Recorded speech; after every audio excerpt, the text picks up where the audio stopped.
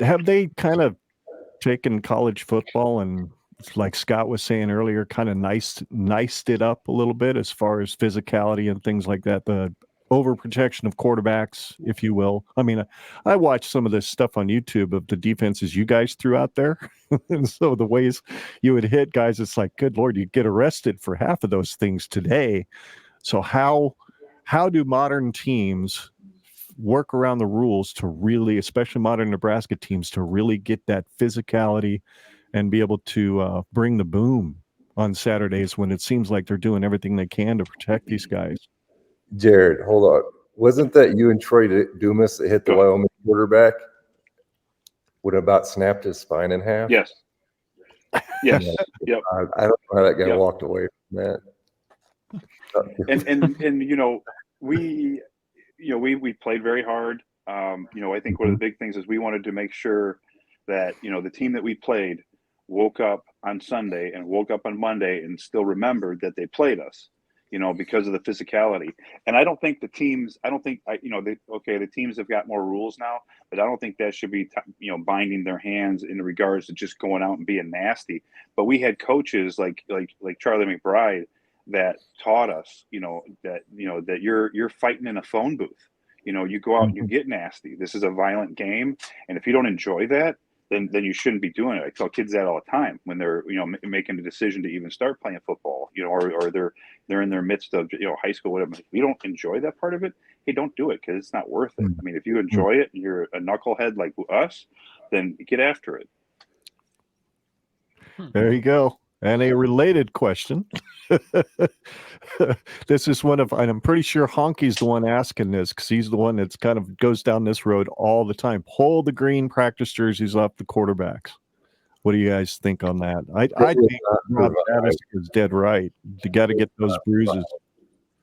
They don't have the people in front of them blocking for them. They would not make it through practice. It would be bad. Yeah. And that's I don't yeah, like. I mean, I don't like them, but you got to protect them. Right. I'm kind of with Grant. Acceptable people. Personally, Grant. Public announcement from Grant Wistrom: he hates quarterbacks. He doesn't like quarterbacks. Not a fan. None. Nope, not a fan at all. But still, yeah, you only have so many of them. So in practice. Well, if you guys had, what were you going to say? Go ahead, Scott. If you guys had a room full of freshmen in college that the whole point of you sitting in front of them is to give them a reason why they should go against the grain of the culture of today of, I'll wait for him to get back. Hold on. Oh. There we go. We lost Jared for a second. Sorry about that. Who are listening on the audio podcast. So I'll restart this question.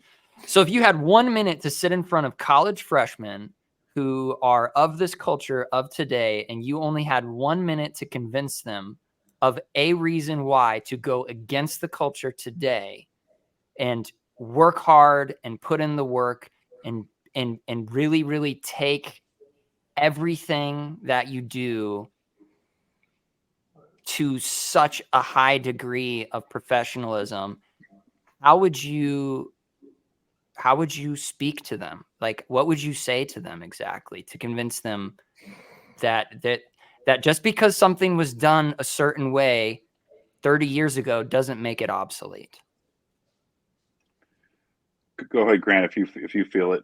I don't know how you can convey that in 1 minute, because a person either gets it or they don't. Yeah, right. I think a person either has that where I'm playing for the guy next to me and that guy too, or they're playing for themselves. And I don't think a 1 minute conversation is going to change that. You got to make sure you're recruiting the right guys to be in that room. And I agree with that. And it's culture, and it's more than just, trying to convince the kids of how they should be playing or what they should be doing. It's culture from the previous guys before them. And Coach Osborne, he had been building culture at that school for decades before we got there. And we were taught that culture by the juniors and seniors, before us, and it was pounded into your brain. And being an out of staters, we didn't grow up in Nebraska, so we didn't have that pride since the time you're born for the state. But we figured it out once we got there, and we understood how special it was, because you would see that and you would understand it, and they would teach you that. But it's culture, and it's culture in the programs. And in today's world, I don't know how you teach that over. I think Coach Rule is really on the cusp of that, and like you said, the fact that he had very little portal movement this year speaks just volumes of him and his character and his coaches. I agree. There's a guy in the chat. I don't know if he's throwing a little shade. I think he wore number 6 when you guys played. Oh, Chester Cheetah. Do we have this number 6 on the team? Did you? Yeah. He might have showed up. I don't know, but yeah, Casey's throwing some shade at y'all that you couldn't tackle. I don't know. There's some video evidence out there, Kenny, that I could see they could. Oh my goodness. Hey, a couple of fun questions have popped up in here from some of the guys on your favorite coaches, the BA Coaches Show, which is kind of a cool new YouTube channel. Young coach just goes down and breaks down some X's and O's stuff with the Huskers and whatnot. Good stuff. He asked, what is each of your favorite moment in Memorial Stadium as players? Maybe we could talk. Yeah, it's probably you have a lot of them. I got mine. Yeah. Going into, so it's our junior year, we're playing Colorado, or at the end of the season, and I wasn't sure if I was coming back for my senior year or not. And it was the only time I ever took, I wanted to, because Memorial Stadium is such a special place to me, that during the games I was only focused on the game and beating the guy across from me and making plays with teammates. But it was the only time that I ever took the time to soak in the atmosphere. And it was a night game. The defense played really well. And it was an awesome game. And I just really took the time to acknowledge the crowd and feel the crowd and just appreciate everything about the place, because it's so special. But that's it. Like, it's the only time I've ever done that in my career, college or NFL. And I still get chills thinking about it. I'm just really thankful I took the time to do that. Jared? Yeah, every time you stepped out on you were at a home game, it was incredible. The one time that which is kind of different for me and was the most memorable time, is when I was a Prop 48. I had just gotten to school there. I had this big long shot, whether or not I could make it even, and I had never been to a college football game. I'd never been around that, and I had gotten a ticket to go to the game. And I remember walking out in the upper level and seeing all of those folks and the red and the excitement and everything that came with that, and knowing that right then, like, this is where I need to be. This is my goal. And, I need to be down there. And so that was my most, the one that really sticks out, and I loved every moment, we both loved every moment of every home game. It's just an incredible place to play, like nowhere else. Insightful answers. Appreciate those very much. Husker Army has another question for both of you. Grant, your thoughts on the pick 6 against Michigan State? Nick Saban led Michigan State, by the way, in '96. And for Jared, his thoughts on receiving his first black shirt. What was that experience like for you guys? I thought it was pretty cool because I have as many touchdown receptions as Kenny Cheatham. So, damn. There we go. No, that was awesome. Yeah, I got my ass blocked up on the play and just happened to be at the right place at the right time and jumped up and caught the ball. And thankfully, I only had to run about 6 yards to get into the end zone. So there wasn't enough time for me to have the ball in my hand to make a stupid mistake. It was a quick 6 yards. We'll give you that much.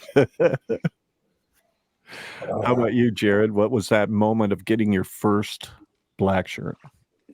It's pretty incredible because, from the time you get there, that's such a giant goal that is put in front of you as a defender. And that's your focus, and even when you get that, for us, that second team, we would wear gold shirts, and you get that, and then you're just pushing and pushing, to try to get to that point. So yeah, I can remember, when you have that opportunity, and boy, you don't ever want to let it go, and it's not just a matter of, working to get it, but working as hard as you possibly can to make sure that shirt never leaves, your hand. You too. You go ahead and answer that, Grant. What did you think when you first got it? You were a sophomore, weren't you? Yeah. And, because like Jared touched on earlier, neither one of us are from Nebraska. And I'll be honest, I had no idea what the Blackshirts were until I got up there. But when you see how much it meant to the guys like Christian, like Terry Keneally, like Dante Harris, all the guys that were there, Troy Dumas, how much it meant to them. Like, then you understood the just the weight that comes with it and the responsibility that comes with it. Because it's not just you're the starter, it's you epitomize everything that a black shirt's going to be. Are you going to play for your brother next to you? Or is that who you're playing for? Are you playing for yourself? Are you going to go to battle with this guy? If anybody messes with this guy, what are you going to do about it? And it's, showing up to the weight room on time every day, busting your butt, showing up to practice every day, busting your butt. And it's just a complete mindset that goes with it. And it's what made our defenses what they were. Nobody was taking plays off because that's just how we lived every day. It was like you just didn't do anything half-assed. And so when you took the field, you're going to play that same way. Mm-hmm. Absolutely. Well, Kenny says you're his two guys, so now he's apologizing. Shots fired. Yeah, I love that dude. I absolutely love that dude. He's good. Yeah, he's good people, no doubt about it. And it's so much fun to listen to him when he's talking on the Husker Army podcast. Brian is really good about having Kenny help him out, and gets a lot of the guys that played kind of in your era, and they all come onto the show, and Brian just stays out of the way, and these guys start spinning stories. And then they'll get some current players on there, and Kenny will just say, hey, look, everybody comes at me because I get real critical. He says, but you have to understand it comes from a place of love.